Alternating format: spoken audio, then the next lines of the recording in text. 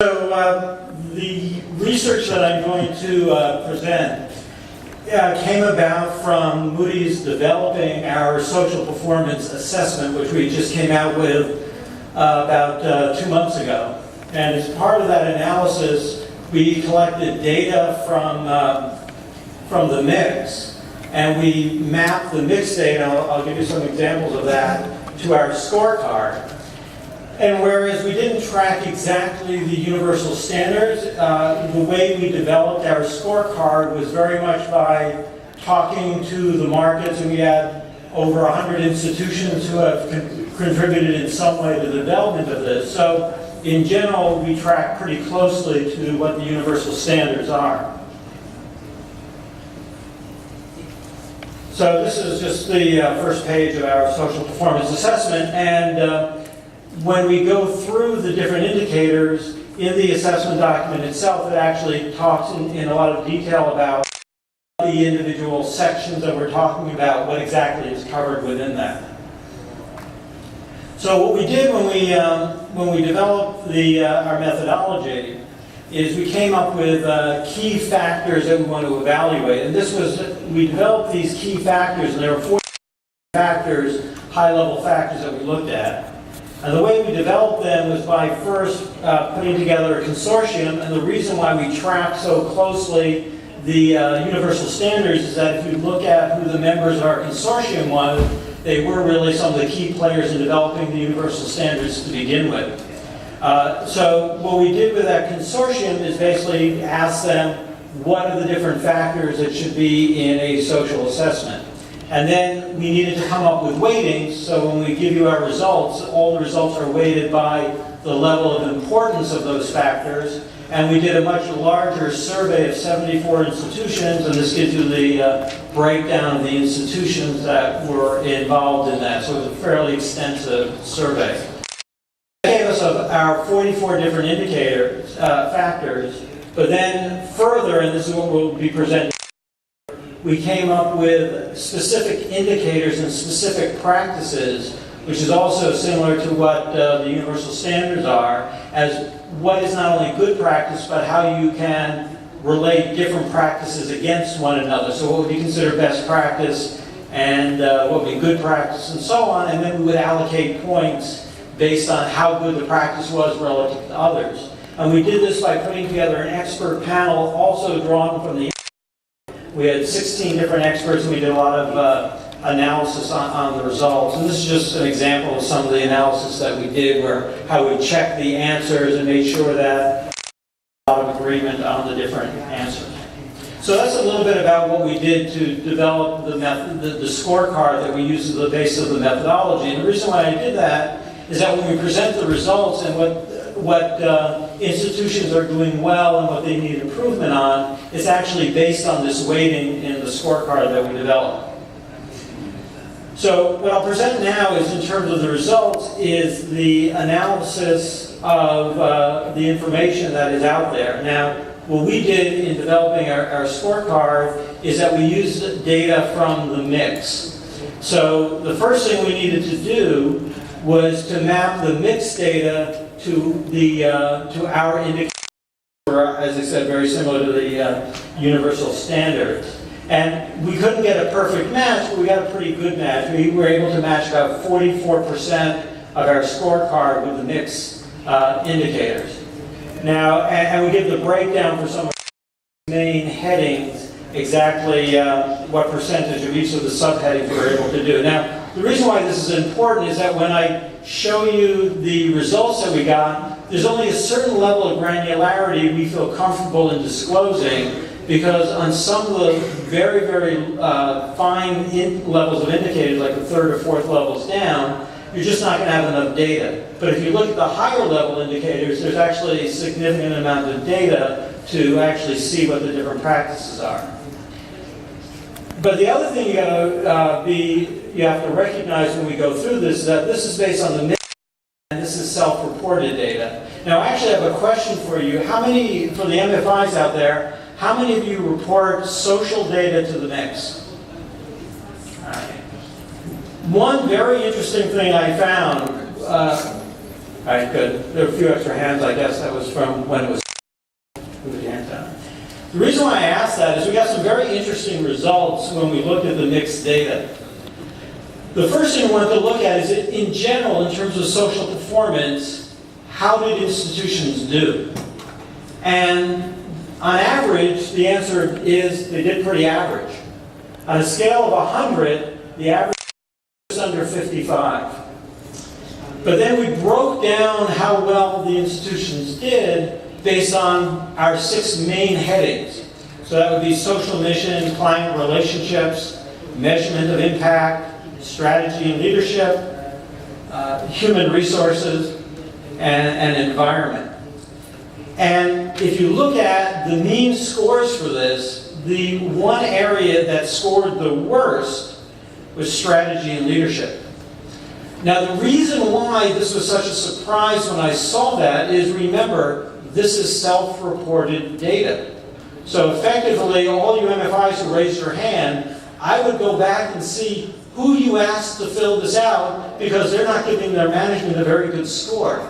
So as self-reported data, to have that as the lowest mean of all of them is actually pretty interesting.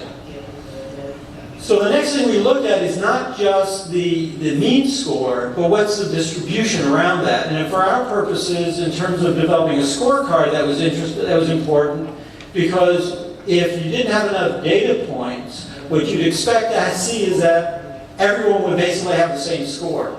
So what you really want to see is, you want to see a pretty good distribution. And that's actually what we found. That the mean score was just under a 55, but there was actually a pretty good distribution around that mean in terms of different practices. We further broke that up. We broke it up very well.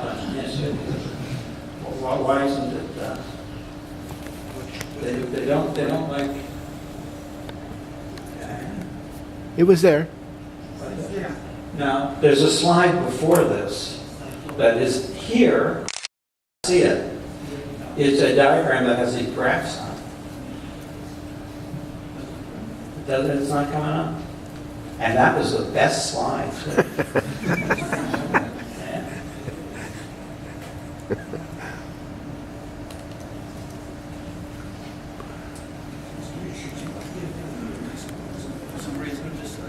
Yeah, that's why it's not hidden. Is it the one in Russian? Oh, okay. So I'll have to do this part in Russian then. All right, it's coming. This is a Russian slide as opposed to the other one. All right, so this will be interesting to figure out how to do this, because I have no idea what it is, and I have to look at the English translation. Here we go. All right, give me a second. I will. Okay, yeah, so this is a breakdown of the individual components. So everyone says, the first one there is that having a social mission and having standards for a social mission, most institutions do really well in that. So it's really easy to say that you have a social mission. The rest of them, however, is the implementation of that mission. Top right? Yes. Client relationship. Okay, so the client relationship, if you look at it, is, and client relationship, I really got to learn Russian. It's really much easier. Oh, here we go, I got it here. So client relationship, and then the lower left is the measurement of social impact. And again, that mean is actually pretty low. And then the strategy and leadership, which we said is the lowest. And then if you look at the next slide, okay, good. I can go back to speaking English now. If you go to the next slide, human resources was actually not bad. And basically saying no one really knows what to do about the environment, which is true throughout the world. So now going to some of the sub-factors, it's really interesting. And again, some of those graphs, because it's self-reported, I think the interesting one is the focus of the social mission.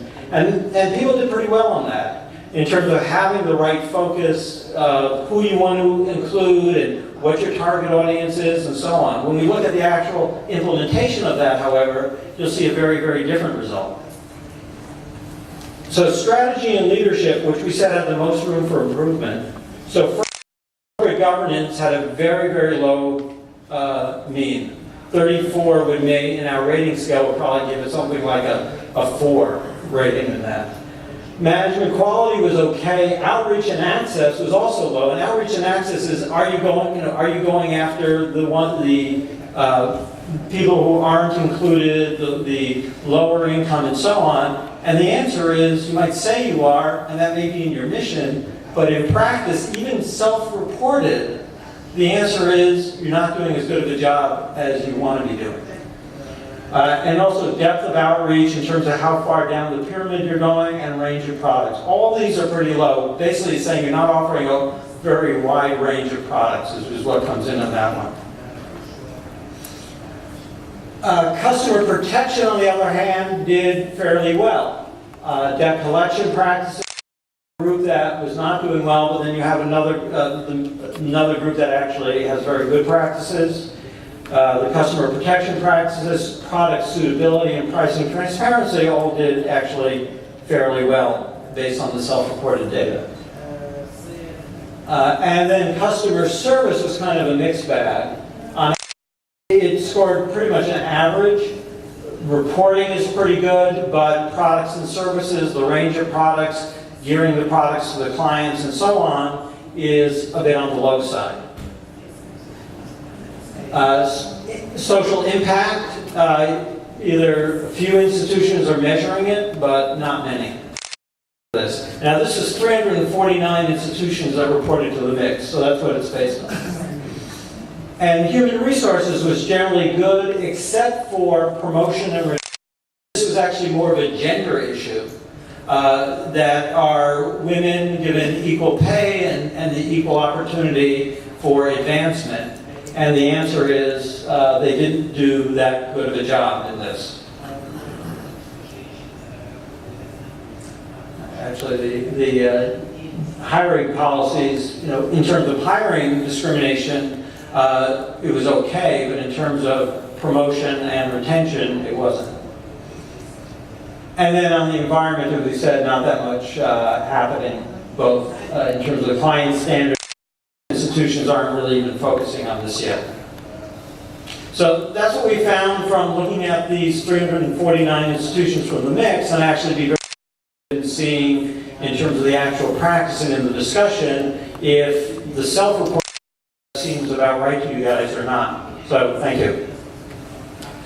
Thank you very much, Jody. And let's start.